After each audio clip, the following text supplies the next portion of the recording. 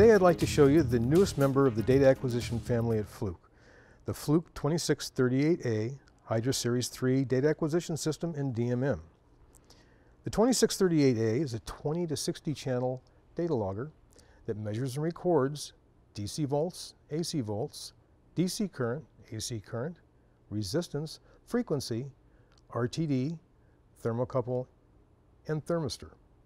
Let's take a walk around to the 2638A front panel, and then we'll set up a test and run a test. The front panel on the 2638A has DMM input ports up to 300 volts Cat2, as well as current, AC or DC, to 100 milliamps with resettable front fuse.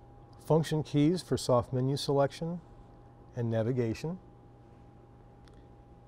USB port for USB flash memory to control and move your data and setup files.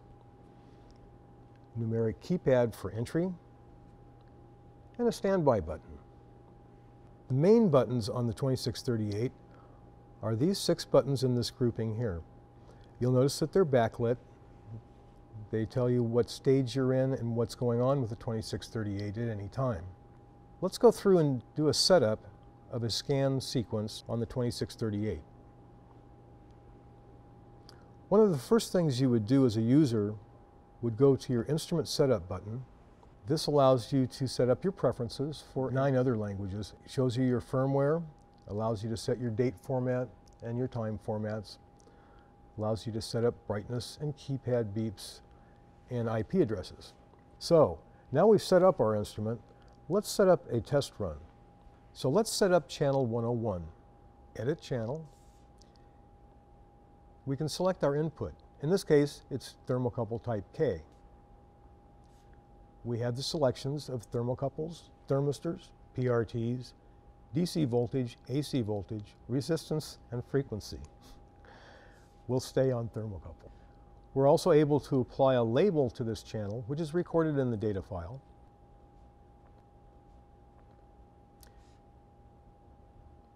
You can enter a label through the navigation keys and this alphanumeric pad. You have the ability to set 2 alarms on each channel. These can be high, high, low, low, or high-low alarms that can be directed to an alarm output at the back of the 2638. And all channels have the ability to do an MX plus B, which is a gain and offset for scaling of various signals. So we've set this channel up. We also, at this point, have the ability to copy this channel and paste it into all the other channels that we have in the system, if in fact that's what we desire to do. So we've set up a channel, and I've set up a few other channels prior to this.